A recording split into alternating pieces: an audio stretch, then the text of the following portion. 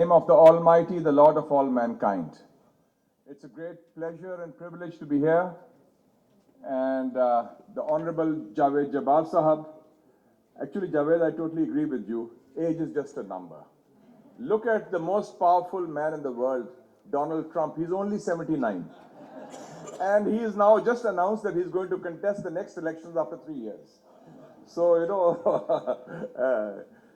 thank you very much. And 50 years ago, I went to China as a young student, as a teenager actually. I was studying in FC College. And I was struck by a very popular saying of Chairman Mao. And he said, women hold half the sky.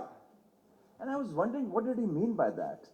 But seeing Simi Kamal today, Nadra Panjwani today, Afia Saiba today, Dr. Qazi Saiba today, Sayyida Malaika Saiba today, I can see that they do not just hold half the sky, but they are the key to the solution to the water crisis.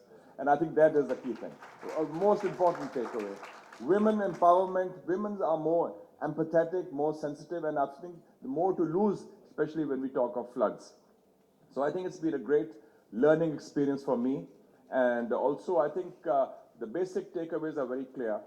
There is an inextricable linkage between water, people, and health, as demonstrated by statistics, empirical evidence, and the work that has been done by all these eminent ladies and gentlemen here, Javed included. You started Behan Bailey. I remember I was president of the creation 40 years ago, mashallah, and you were there, and you invited me to speak there.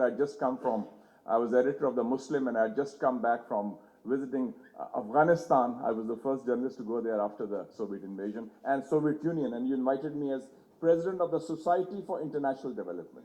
I think that's one of the hats you still wear, I think. And then he launched that. So it's people have worked at the grassroots, people have worked with the different segments of society.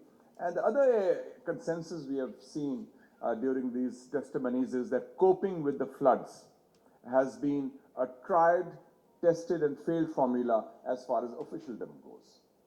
And what is wrong with the official approach? I call it the 3 C's.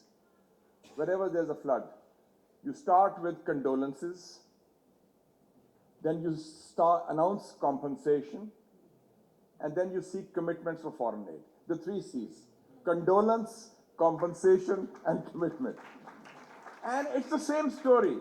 2010, 2012, 2022, 2024. I think Einstein was right. When you try to do the same thing over and over again and expecting a different outcome, it's either stupidity or insanity. So I think that the way forward has to be worked out. And here in this regard, a lot of suggestions have come in. I feel that time has come to bypass the Sarkari system. And because people are busy in provinces also, Javed is very right, the local government is key to that. And it's all about power. But there's one very good suggestion which came from Mr. Hamad Naki. And he said we need a hybrid model for that. So I would say the good news is the hybrid model is already in place as far as the politics is concerned. So the hybrid between Khaki and Mufti now, it's now part of Pakistan's political landscape.